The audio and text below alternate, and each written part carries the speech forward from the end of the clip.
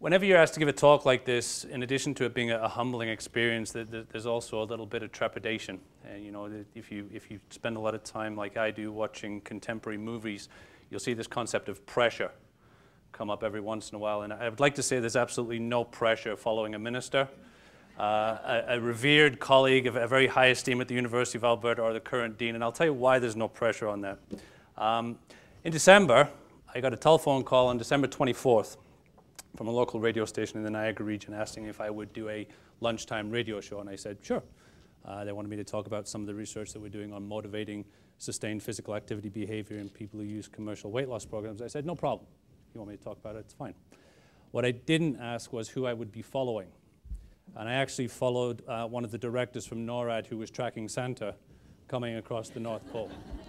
So I've had a variety of individuals that I've had to follow in the last 6 months, and it is indeed a great pleasure to follow NORAD, the Minister, Drew and Kerry.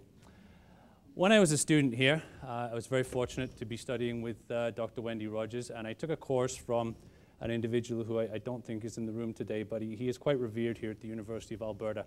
And he's revered for a number of reasons. One, he's a very bright man. Two, he tends to make extremely contentious points, and they usually are very good points. And he'd usually start that contentious point with, let me be bold. And I come to realize that whenever he said this, there was something coming that I had to pay attention to. And so when I was thinking about the title of my talk today, I decided it would be a good idea to try and be bold. And the bold part of the talk is really twofold. One, that in any area of science, we do have facts and fiction. It's a very bold statement for somebody to make, especially in the area of social psychology. And two, that we can actually separate them. But I do think that exercise or physical activity, depending upon how you want to frame up the topic, has a number of fictional elements, and I might call them myths. And I think this might be a little bit challenging to read here, but basically we have a picture here of what I think is a Tyrannosaurus Rex, chasing a picture of what I think is supposed to be a Neanderthalic person, a gender-neutral Neanderthalic person at that. Assumedly, the Tyrannosaurus Rex is going to eat this person, and underneath it says, exercise, some motivation is required. And what I think is interesting about this is it's actually a t-shirt. It's a t-shirt you can buy commercially. And what this t-shirt does for me is it solidifies some of the very prominent, what I would call myths or untruths about motivating people to get physically active. The most obvious one from looking at the diagram is that motivation is something external to the person. I make no claims to the fact that if a large animal was chasing me with the intent of eating me, I would be moved to act. No problem there. But the reality is that dinosaurs were extinguished a long time ago, and while I live with a dog that's 120 pounds, he doesn't chase me to eat me. He usually chases me to do other things with me. Okay? So one myth is that all motivation is external. The other myth that I'd like to talk a little bit about is that motivation is a unitary concept.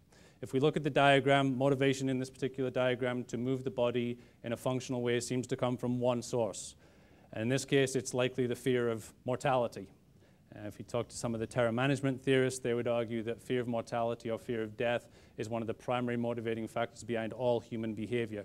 But it seems to me that it's a very limiting factor in terms of motivating people to be physically active, although it does have implications for the minister's comments on policy that I'll try and address a little bit later in the talk. I do think that in the area of motivation, in the area of physical activity promotion in general, there are a number of what I would call dubious facts, and those facts may fall better under a label of myths or fiction. In psychology, we have a long history of dealing with facts, fiction, and myth. And when I was starting to set the stage for the talk, I went back to a paper by Dunnett, which is from the 1960s. Dunnett was a psychologist. He was asked to give a keynote address at the American Psychological Association, and he was asked to talk about essentially the status of the field in psychological research at that time. And he had a semi-pessimistic view of the status of the field, and he talked really about three concepts. One was a fad, something which is short-lived, has a lot of energy for a short period of time, and then whittles away without any sort of enduring quality. One is fashion, something which is highly popular, becomes the societal norm for a while, and tends to sustain itself maybe in one form or another. And the other is something called folderol. Now, folderol, I'm ashamed to say I had to look up because I've never seen that word before. It's not something that I'd come across. It means ornamental but useless. So I'm hopeful that my talk is not folderol. I'm hopeful that my talk will identify certain elements that are fad-like, and that we will come to the conclusion at the end that while motivation may very well be a fashionable topic, it's not something that is short-lived, useless, or something that is necessarily going to transpire very quickly over time. It's likely something that is going to endure and something that we have to deal with consistently if we're trying to get people to be physically active. Coming to talk with an invitation from the Centre, given that the Centre has a population health approach to understanding physical activity behavior, and given that motivation essentially is an individual characteristic, I thought it would be useful to spend a little bit of time talking about whether motivation is even something that is worth considering. I listened very carefully to the Senator talk about Dr. Vicky Harbour's comment about, we need to teach kids how to play again. And it certainly resonates very well with one of the topics that I'm going to talk a little bit about today, which is the notion of intrinsic motivation. But essentially at this stage, I just want to ask the question, is motivation something that we should consider? Is it worth considering? Is it a useful topic for us to invest large amounts of federal, provincial, and private funding dollars into in order to try and address the physical activity problem? And I would argue that it is worth considering. I would argue that it's worth considering for a number of reasons. The first of those reasons is that motivation has public appeal. When we talk to individuals in the general public, when we use the term motivation, or when we read particular outlets, magazines, newspapers, this concept very often comes up. In fact, I was going to put a picture of Roberto Luongo up here, but I was concerned that I wouldn't be able to pronounce his last name correctly, and given his performance over the playoffs very recently, there's been some question marks about his motives, or whether they're the right motives or the wrong motives. He seems to be doing quite fine right now, so whatever happened there, he got that problem fixed. But over here we can see a subheading on this particular magazine saying, "Get Fired Up, the Secrets of Lasting Motivation." I ashamedly should say that I'm one of the individuals that they interviewed for this particular article, and essentially the person had a number of individuals who had really exemplary life stories. One was a convict, one was a mother who'd battled cancer on numerous occasions, one is an individual who'd undergone a transplantation, essentially life-changing events.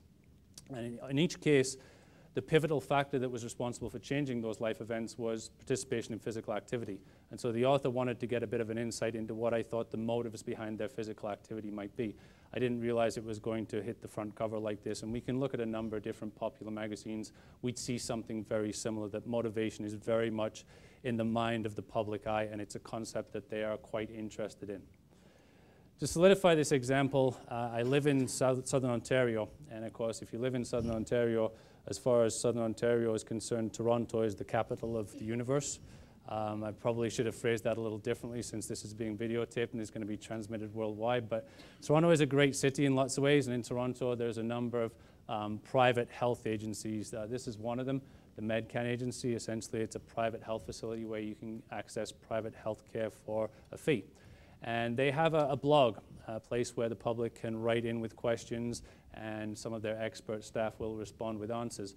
And this question was posted very recently about fitness and about motivation. So the person says, I've not worked out in a few years and I want to begin a fitness program to start the new year, but I can't seem to find the motivation. Can you give me some tips? And when I listened to the minister's opening remarks, it seems as though that's something that she's dealt with on a number of occasions throughout the course of her life with respect to physical activity. Here are the answers that a member of their fitness staff gave. He's a certified personal trainer. He's the director of their fitness program. Those are not answers that he, as far as I know, asked for solicited input on from a motivational expert. I would argue at this case that those answers are actually pretty good. With respect to the research that informs them, I'm not sure if he's particularly familiar with it, but they're actually pretty much on a par with what a lot of the research suggests we might want to do. What I also find interesting is that there's a whole bunch of topics over here that we might not necessarily always put just with the idea of motivation. Heart health, gender, women's health, men's health, cancer, things of that nature. So it seems to me to be a reasonable assertion that motivation has public appeal. It's something that the public is interested in, it's something they've heard about, it's something that they think might be useful. Second argument for why motivation is worth considering is that it has some utility. And I phrase this as utility or futility, depending upon what point of view that you have. One of my friends and colleagues was giving this talk a couple of years ago, Dr. Guy Faulkner from the University of Toronto, and he talked about whether sweat was the best antidepressant. Essentially, he was arguing for the role played by physical activity in the fight against depression, and he had a number of very interesting evidence-based pieces there. And one of the things that I thought I would point out is that there are some motivational concepts that allow us to explain one of the more challenging questions that that literature has put forth. So I don't think anybody now would argue that there's enough evidence to suggest that physical activity can be very beneficial in terms of reducing the effects of mental ill health and improving the effects of mental health, depression being one indicator of ill health. This is a publication that's in press currently, looking at the relationship between physical activity and one marker of psychological health, which is subjective well-being. And the concepts in the middle of competence, autonomy, and relatedness essentially are motivational concepts derived from a particular theoretical foundation of motivation called self-determination theory. In a nutshell, what the research found was that individuals who have osteoporosis, who engage in physical activity, report higher levels of vitality. In other words, physical activity and feeling better about themselves or having better mental health is a pretty consistent finding for the literature, and it seems to be the case for people who have osteoporosis, even though they do very limited amounts of physical activity. What's most interesting about this study is that these particular concepts inherent to motivation mediated this relationship. And what that means is they act as one possible mechanism for why physical activity impacts indices of mental health and well-being. So I contend that motivational processes or motivational concepts do have some utility. They help us explain questions or provide an explanatory framework for issues that we're quite interested in, one of them being the issue of physical activity and its relationship to mental health. Third argument that I would give for why motivation is worth considering, and I'm very pleased to note that the author is here, such that if I don't describe this slide particularly well, he can jump in and help me. This is an article published in 2003 by John Spence and Rebecca Lee, looking at a comprehensive model of physical activity. And while I'm going to talk very much today about individual factors, motivation is very much an individual factor, the reality is that if we're interested in broad sweeping changes in physical activity promotion, this is probably what we're looking at. We're probably looking at a model that is highly complex, involves multiple levels of influence with intersections between those levels, evidenced by the double-headed lines. But down here, John makes it very clear that psychological factors do play a role. And I would contend that one of the psychological factors that may play a very important role is this idea of human motivation. And that the concept of self-efficacy that John has in there is very similar in some ways to the concept of human motivation. It would be very impossible, I think, to do some sort of randomized controlled trial. I'm sure that's a term that many of you have read in the literature, to try and test this model, even though I suspect that this model is probably one of the most accurate depictions of physical activity behavior that we have. Hence the title, causation with no experimentation. And the last argument that I would give for why motivation is important to consider is it represents a significant challenge. These are data from the Canadian Health Survey. I believe that Mark Tremblay was here a couple of years ago talking about the ways in which we can fight childhood obesity, and one of the key messages that I think that he had was that when we look at self-report measures of physical activity versus more objective measures of physical activity, the self-report actually tells a more positive picture than the non-self-report. In other words, when we use accelerometry, pedometry, or some form of device that allows us to quantify motion, we actually find that people are less active than they are when we ask them to simply self-report how much physical activity they do. Here we have 3 different criteria for classifying individuals as to whether they do or do not meet the physical activity guidelines. In each of those criteria, you can see that there are very minimal amounts of individuals that would be considered to be physically active. And so I would contend that the motivation to move people to be active and be active on a regular basis is a significant challenge. The Canadian Fitness and Lifestyle Research Institute in 2007 published its Physical Activity Monitor, where one of the primary reasons people gave for not being physically active was a lack of interest, a lack of motivation, and a lack of self-discipline. So it seems as though motivation does appear to be a pivotal factor that we might want to look at when we're trying to address this issue of physical inactivity. The next phase of the talk, I'd like to discuss a couple of key questions, and these are key questions that I think will help us to frame the motivational literature, understand what is evident in the literature and where the gaps in the literature are, and perhaps provide some food for thought in the discussion section that we'll engage with the panel later on. Before I do that, I should preface this by saying that I had an interesting experience a few years ago. As you move away from the University of Alberta and start professional careers, or as you move into the University of Alberta to start your professional careers, you'll very often be asked to contribute in different ways to forthcoming issues of science in your area of interest. And in 2007, Bob Valrand and Luc Peltier from the University of Montreal and the University of Ottawa organized a symposium that was entitled Motivation in Canada, a Self-Determination Perspective. So it was using a particular theory, drawing together a bunch of researchers that use that theory and trying to come up with a state-of-the-art set of reviews that were published in Canadian Psychology. I was fortunate enough to be invited. I was very humbled and privileged to be invited by two people whose work I admire and respect. As a good academic that I like to be, I worked hard, I wrote up my paper, I sent it in for review, and this is what the reviewer said to me. He said, well, in my opinion, the authors need to identify the most important research questions, create different sections to address those questions, and any additional sub-questions. And I thought, right, I've clearly missed the mark here. All that stuff that I said about the dinosaur and the extrinsic form of or the external motivator that maybe isn't such a good thing at the start, well, I changed my paper entirely to fit the reviewer's request. So they can be very powerful reasons when we're asked to do things by important others that move us to act. So I thought that it would be useful for me to identify what we did ultimately state as the most important questions for motivational research to consider. And in doing that, it would be remiss of me if I didn't point to some other literature or some other theorizing in the literature that has helped to shape some of those ideas. I'm certainly not going to spend a lot of time talking about this particular model, but if I had to pick one model of motivation that's evident in the literature, that identifies many questions that are of importance to motivational psychology, and that also provides practitioners with some clear guidelines on how we might motivate people to get active, it would be this model. This is Valrand's hierarchical model of intrinsic and extrinsic motivation, and I contend quite clearly, and I apologize, it is a complex model. Anything in psychology, particularly in the area of motivation, tends to be somewhat complex. But I draw your attention to a couple of key points in the model, perhaps to illustrate why I think it's useful. First, in the middle here, no matter what level of the model we work at, the model gives us a very clear identification for what motivation is. And that's not consistent with the entire literature on exercise, sport, or physical activity, a point that I will return to in a second.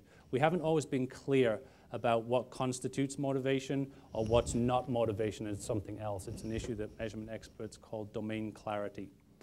Second reason I think the model is useful, it makes very clear arguments about the effects of motivation, and I use that term quite loosely. In other words, it makes clear arguments about what things should happen if people are motivated in particular ways, and it talks about things like cognition or thoughts, affect or feelings, and perhaps most importantly to this group, behavior. In this case, it would be exercise, sport, recreation, active transportation, or some form of physical activity. The other thing that I find very interesting and useful about the model is it talks about influences at multiple levels. In other words, it doesn't just talk about influences at a single level. It talks about influences at a global, contextual, and a situation level, suggesting that individuals may have particular traits, they may have particular ways that they respond in certain contexts, or they may be susceptible to stimuli in particular situations. And that's drawing on research coming from a number of different theories, one of which is Bandura's social cognitive theory. Others are theories of personality that posit that we have these multiple levels of influence that we may need to consider looking at. And the last point I want to draw your attention to is these factors here called social factors and mediators. I've already introduced the topics of autonomy, competence, relatedness in the work that we did on osteoporosis, but it's these social factors that I will end with today, because it's these social factors that represent a very vibrant or ripe area for people who are interested in the idea of intervening to change somebody's motivation, which ultimately should change their behavior. So I don't think you need to become an expert on motivational theory to understand the model, and I certainly don't contend that the model is entirely clear or easy to understand, but it does give us a good picture that incorporates lots of the major issues in motivational psychology to work with. One of the things that my former supervisor taught me was that, Phil, sometimes when you talk, it's a good idea to get right to the nub of the issue and keep things as simple as possible. So while I contend that Valrand's model that I showed on the previous slide is quite complicated, these are what I consider to be the major questions. They are the major questions that motivational science needs to answer in order to be effective for individuals who are advocates of improving the lives of inhabitants of this world through the participation in physical activity. And I've distilled them down to 4. Okay, there may be many more, there may be some intersecting points, but I've distilled them down to 4. And what I'm going to do now is I'm going to go through each of the questions, give you a little bit of the evidence base that informs those questions, and hopefully provide some fodder for discussion at the end and some questions that you may have for me to address. The first and most important, perhaps, question is, what is motivation? It's one of those concepts that in psychology or in the behavioral health sciences, everybody seems to have a good grasp on what it is. You know, it's a common term, it's thrown out there. When I teach my undergraduate and my graduate classes in these areas, I often start with this and I get the students to tell me, what is motivation? They go, oh, everybody knows what motivation is. Okay, tell me, what is it? And when you tell me what it is, also tell me what it is not, because we have to have a good handle on both of these aspects. We would assume that it's a question that has been well answered, both inside the physical activity literature and outside the physical activity literature. Unfortunately, the current status is that it is not as well understood as we might expect. This is a quote by an educational researcher, Marty Covington from the United States. And he's become quite famous for this quote that's appeared in a number of talks throughout the world now. And he says, you know, motivation is like gravity. It's easier to describe the observable effects of motivation than it is to define the concept itself. And when students talk to me or when practitioners talk to me about motivation, they often talk to me about behavior. Well, people who are motivated do stuff. People who are motivated for activity, they adhere to activity. And I go, yes, but that's not motivation. That's a consequence of motivation. Just as in Covington's example, it's not gravity, it's a consequence of gravity. When we look at the physical activity literature and the early physical activity in the area of motivation, actually we see that this issue of clarity around what motivation is a little complicated. A lot of people measure things like goals, intentions, efficacy, attitudes, norms, and they lump them all under one rubric of human motivation, which is probably not the most appropriate way of going about that. Two psychologists from the University of Rochester have made some very important contributions to this field, and Vallerand's model draws quite heavily on their contributions. And they have argued that motivation essentially can be distilled into 2 types. Okay? Intrinsic motivation and extrinsic motivation. These represent 2 different qualities of human experience, 2 different qualities of human motivation. And essentially they argue that motives are just very simply the reasons why people do the things that they do. So each of you came to this talk today for a particular reason, and those reasons are your motives for why you are here. In addition, they argue that it is entirely possible to have no motivation at all, or to be what we call amotivated. And the definition of amotivation is simply a lack of intention to act. You have no motivation for doing the activity at all. Intrinsic motivation is doing an activity for its own sake. It literally comes from a gentleman called Harry Harlow, who was a primatologist who was studying the activities of chimpanzees. And after years of observing these chimpanzees, he came to the conclusion that chimpanzees actually do certain behaviors for no external reward. And so there must be something intrinsic about the activity itself that compels them to engage in it because there's no external inducement. Extrinsic motivation, in contrast, is motivation for a separable consequence. You participate because you want to get something out of the behavior. Unlike other theories of human motivation, self-determination theory and Vallerand's model take what we call a differentiated approach to human motivation that is extrinsic in nature. In other words, they split human motivation that's extrinsic into multiple different parts. Some people are what we call externally regulated.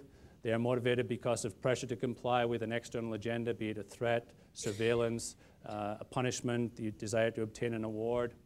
Some people are motivated for what we call introjected reasons.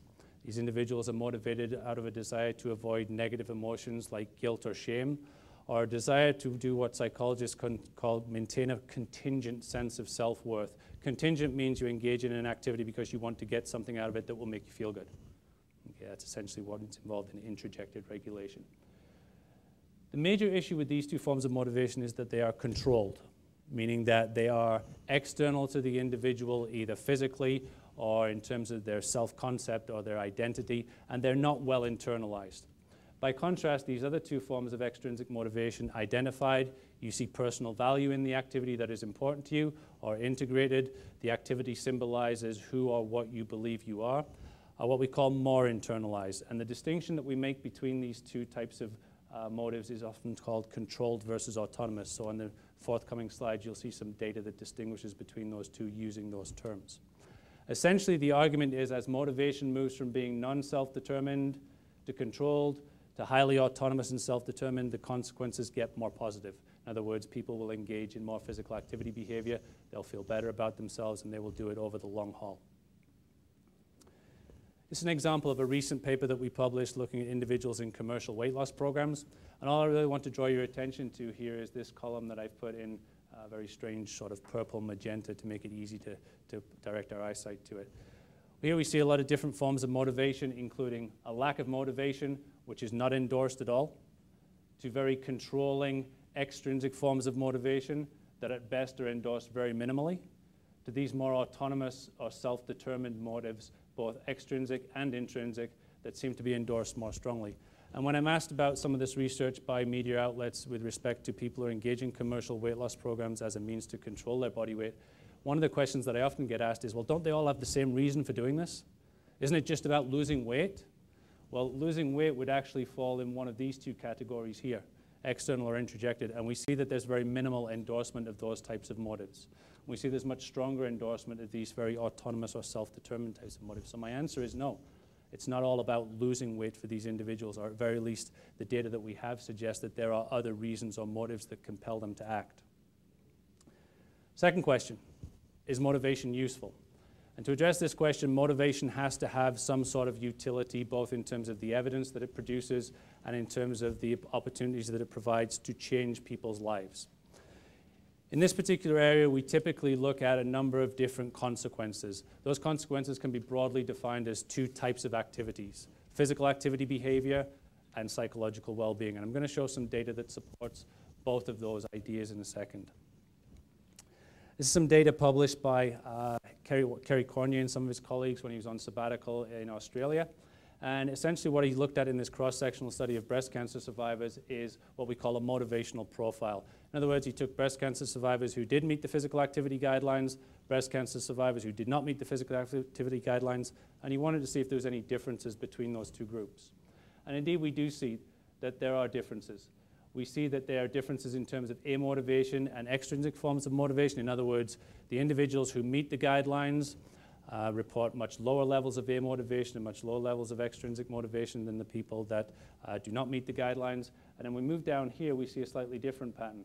Individuals who meet the guidelines report much higher levels of these adaptive forms of motivation than people who do not meet the guidelines. So the practical implication from this particular piece of research is that people who do and don't meet the guidelines seem to endorse motives at a different level. The people who meet the guidelines endorse more adaptive motives. The people who don't meet the guidelines endorse those motives to a much lesser extent. Cross-sectional data is useful. Splitting groups into those who do and don't meet the guidelines is very useful, but it's very hard to segment individuals into two groups, those who do and do not meet the guidelines based upon some of the instruments that we have available to us. Many of you will be aware of some of the problems associated with self-report and accelerometry or any other form of physical activity measurement. So it becomes very hard to know whether the segmentation into those groups is accurate or not. Here's some data coming out of the United Kingdom, looking to see if we can actually predict physical activity behavior in terms of people who do and don't meet the guidelines on 3 different criteria. This is time spent in moderate exercise, time spent in moderate exercise for more than 20 minutes, and this is exercise bouts greater than 10 minutes contributing to meeting the ACSM guidelines. In each instance, no matter how you segment the data in terms of which set of guidelines they met, the answer seems to be quite clear. Autonomous forms of motivation do a better job of predicting people who do meet the guidelines, and controlled forms of motivation do not. What it suggests is that controlled forms of motivation, coercion, pressure, inducement, trying to force people to engage in behavior, really don't motivate individuals to meet the guidelines at all. In fact, they motivate individuals to not meet the guidelines.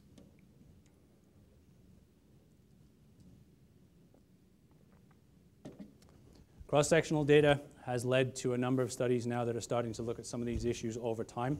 This is a study that we published actually with data from campus or exercise participants from the University of Alberta back in 2002, looking at a different issue. Here we were looking at the issue of psychological well-being. And essentially what we're interested in is whether an individual's motivation at the start of an exercise class could predict how they feel about themselves physically at the end of an exercise class. And we split individuals into two groups, those who had a low perception of themselves physically and those who had a high perception of themselves physically. And indeed, these controlled forms of motivation, coercion, pressure, desire to avoid guilt of not doing the behavior, they didn't seem to have any discriminatory effect at all. In contrast, individuals who find exercise to be personally valuable and important, or do it because of its inherent fun and satisfactions, seem to fall into the higher group more so than the lower group. In other words, these adaptive forms of motivation in terms of identified and intrinsic regulations appear to be linked not only with physical activity behaviors, but with ideas that are consistent with the notion of psychological well-being, and that we also know can have an impact on physical activity behavior indirectly. Last piece of evidence for this particular question is whether we can longitudinally predict important outcomes. This is data coming out of Portugal from Pedro TX's group. And essentially what he was looking at here was an intervention designed around motivational principles to try and increase physical activity behavior. This is year 2, this is an outcome at year 2, and this is year 3. All I really want to draw your attention to here is this particular box right here. It's called weight change. Weight change at 3 years. We've got good evidence to suggest that some motives are better than others at improving physical activity behaviors in physical activity rates and in terms of meeting the guidelines. What we don't have much evidence of is whether those motives also have what we call spillover effects. In other words, if somebody's motivated for the right reasons to engage in physical activity, does that also promote any other positive consequences, meaning spill over into any other areas that are consistent with health? And the answer based on this data seems to be that it does.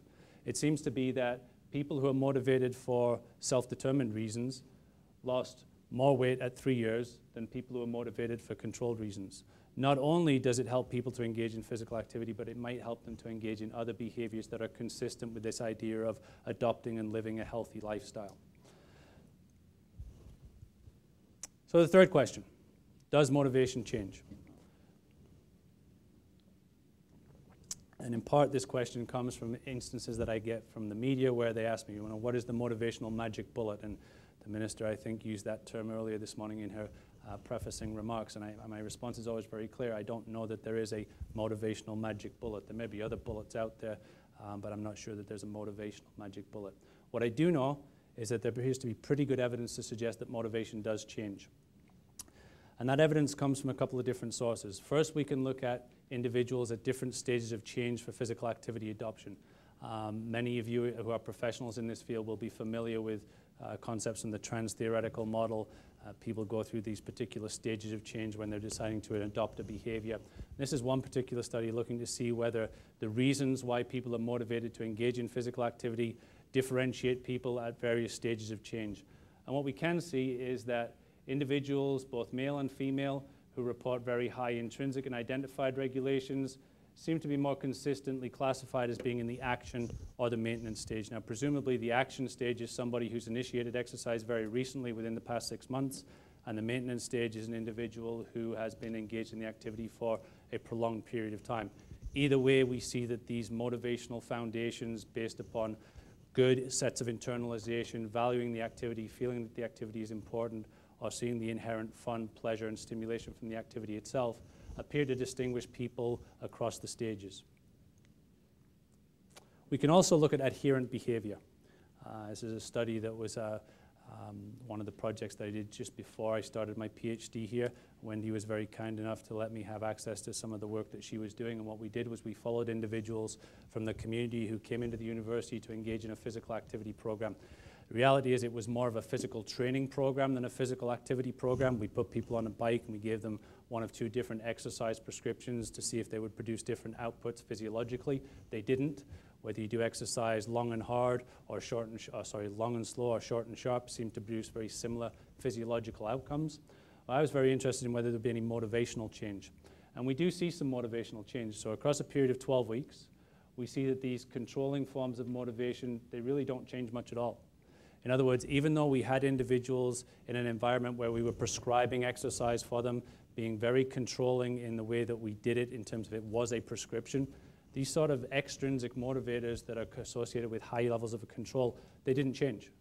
They didn't change at all over the 12 weeks. However, what did change was the extent to which people valued the activity and the extent to which they found it interesting, stimulating, or fun in some ways.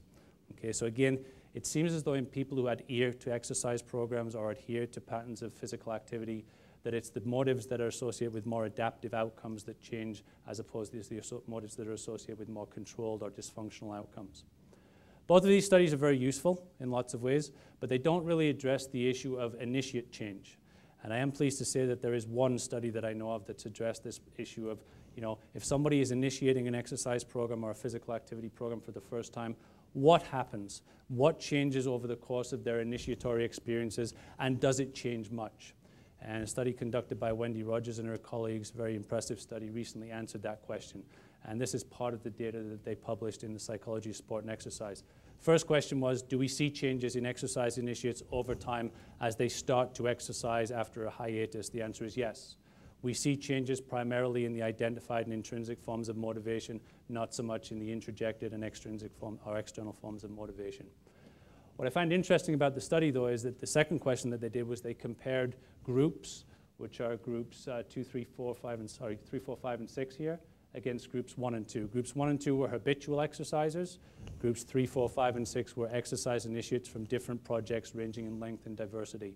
And what was most interesting was across a period of time ranging from about 12 weeks to 6 months in different groups, we did see change in a person's motivational profile. It gets more adaptive as they're initiating exercise, but it never got to the same level as individuals who are what we call habitual exercisers, meaning there is still some sort of motivational deficiency, which begs the question, how long is it before an individual who's initiating a physical activity program for the first time actually adopts a motivational profile that's consistent with an habitual exerciser that we know will be beneficial? And we actually don't have an answer to that question yet, to the best of my knowledge. So that leads me to the last question. And perhaps this is the big one. We have a bit of an idea what motivation is. We have some evidence to suggest that motivation is linked with important consequences. And we have some evidence to suggest that motivation is not a stagnant phenomena, meaning that if there was something such as a magic bullet that we could ingest, consume, stick on somebody that would motivate them, it would have to change over time because motivation changes over time. It is a very fluid and dynamic phenomena. To me, this is probably the most important question that I get from practitioners. The other stuff is very interesting and they find it quite fascinating in some ways, but it's also quite tedious in the sense that it's very academic in nature, and they want some good guidelines. What can we do if we're working in practical settings? What can we do if we're working in hospitals, physiotherapy clinics, the Alberta Centre for Active Living in terms of some of the policies that it is responsible for? What can we do to advance this idea that people can be motivated effectively? And the answer is there are certain things that we think there is evidence-based that we can do. The first idea is, what about using just novel activities? What about finding activities that people don't do on a regular basis and use that as the basis for motivating them to do something? And indeed, this has a very sound theoretical basis because the primary definition of intrinsic motivation is that it is engaging curiosity. It's satisfying personal interest. And there are very few things that engages a person's curiosity or satisfies a person's interest than something which is novel. Okay. There is a little bit of evidence from a study in 1997 by Rich Ryan and his colleagues to suggest that individuals who engaged in taekwondo, a form of martial art, versus aerobics classes were more intrinsically motivated, whereas the individuals engaged in aerobics classes were more extrinsically motivated. And the argument that they tried to make there was that taekwondo was a more novel type of activity that was consistent with a person's natural tendencies. We do have a little bit of evidence to support this issue. My friend and colleague from Purdue University, Megan McDonough, studied this issue in the context of dragon boat paddling. And this is, for those of you who don't know, this is dragon boat paddling. It's a really big boat and people paddle, and it's a great form of physical activity. And essentially what she was interested in is whether if we give individuals access to a dragon boat, does it provide any motivational benefit compared to a weightless control that we give access to the boat at a later stage in year? And indeed, she found that it did.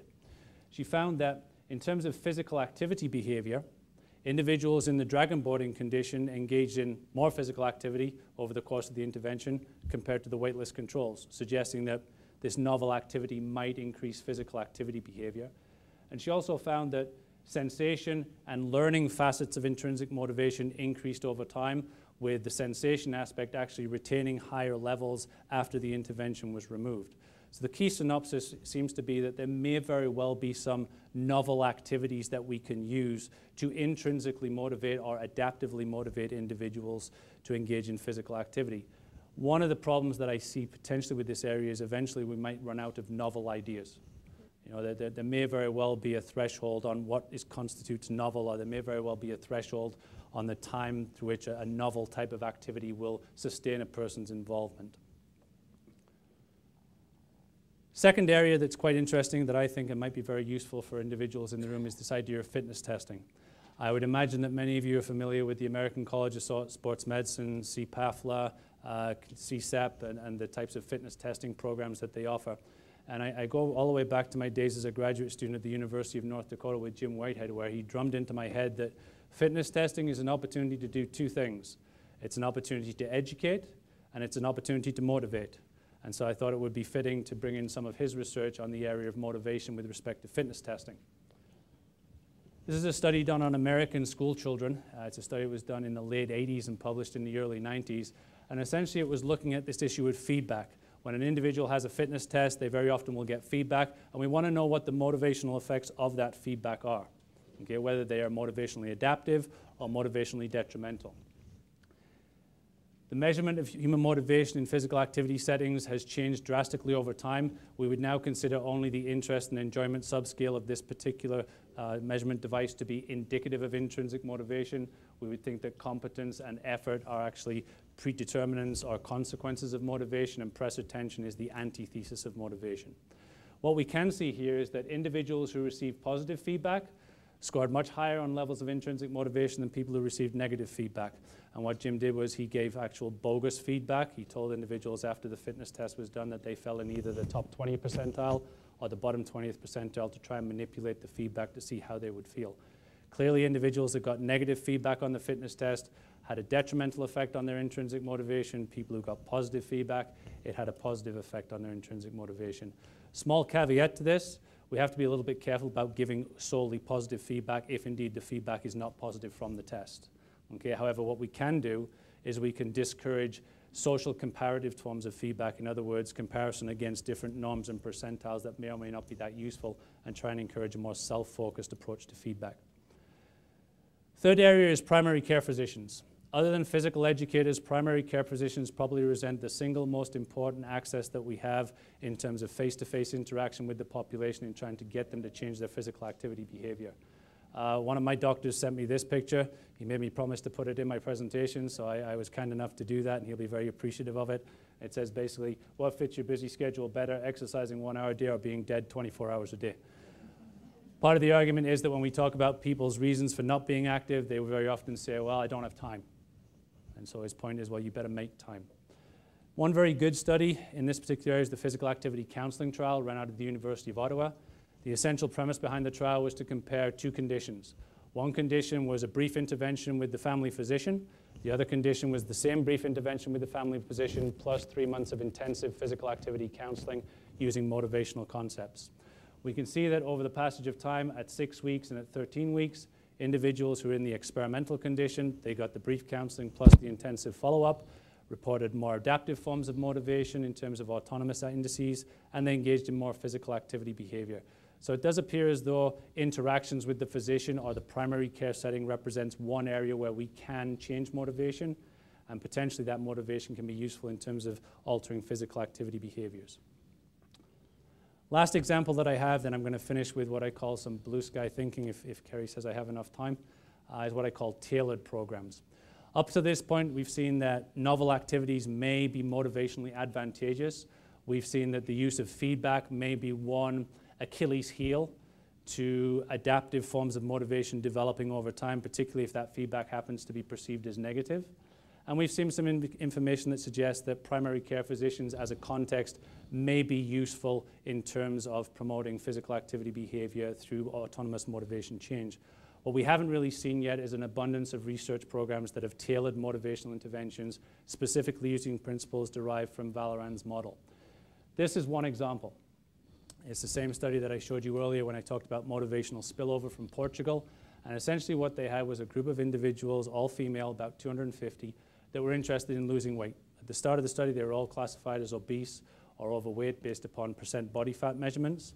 And what they were interested in doing is giving one group an intervention that was based upon very sound motivational principles, and the other group they gave just general health information to see if it had any sort of changes in their motivation at all and any changes in their physical activity behavior. 2 key points to make. The first point is that when we look at these different forms of motivation, we do see that the intervention had some effect. In other words, people who received the intervention that was based upon some of the motivational principles that I'll clarify in just a second reported an increase in these adaptive forms of motivation and a decrease in this rather maladaptive form of motivation. Interestingly here, there was an interaction effect that we're not quite sure how we should interpret yet because we shouldn't see any changes in that area. Perhaps more importantly, if we look at physical activity behavior, we see quite clearly the group who got the intervention that was based upon motivational theory, motivational principles, and sound design reported more minutes of moderate vigorous physical activity per week and greater daily step counts in comparison to the control condition. So the physical activity picture here appears to be quite useful. The question then becomes, well, what is a motivationally supportive environment, or what do you mean by these key motivational principles? And I'm borrowing heavily from a friend's work in the UK called David Markland, who has quite nicely outlined some of the key principles. So the first key principle that he says would be support autonomy. Try and encourage people to make their own physical activity decisions because ownership over the behavior is really what we're trying to accomplish. And these are some ways that we can do that. Second, he would say provide structure. He would argue that as an expert in the field, it is important for you to clarify the expectations that an individual has for engaging in the activity in terms of what they can realistically expect to get out of it. If it's weight change, what can a person who weighs a certain amount of weight on a given day expect to get as a reasonable weight loss over a 12-week period? And these are some examples of how we can provide structure. And finally, he would say you need to be genuinely involved with the person. That means that you need to care about who they are as an individual, not just their physical activity behaviors as a mechanism of change. Because caring about individuals, he would argue, is one of the most important ways to get them to trust in the ideas that you're putting forth and to get you to value the message that you have. So I know I'm running short on time. I'm going to summarize with the last couple of slides, okay? And the last couple of slides deal a little bit with actually what the minister talked about in her opening remarks. What's next on the motivational superhighway? I see 2 issues. The first issue is what we call priming. Priming is something that's quite central to Tanya Berry's research here at the University of Alberta in the Physical Activity Messaging Lab. And it's this idea that we can actually activate unconscious processes. But actually, we've actually done some studies to suggest in the motivational literature that we can activate them in an adaptive as opposed to a maladaptive way. So individuals who are activated with a very controlled prime, you must do this, you have to do it this way, this is the only way it can be done, versus individuals who are primed with a more autonomous form of motivation. You have some choice, this is volitional, you can choose to engage in this any way you want to, appear to do better when learning novel tasks. These are a bunch of indices that we looked at in terms of performance, persistence, free choice period when they had the opportunity to choose whatever they wanted to do. The evidence across all of the markers seems to be quite clear. Priming in a particular way, autonomously, seems to do a better job of behavior change than priming in a controlled fashion.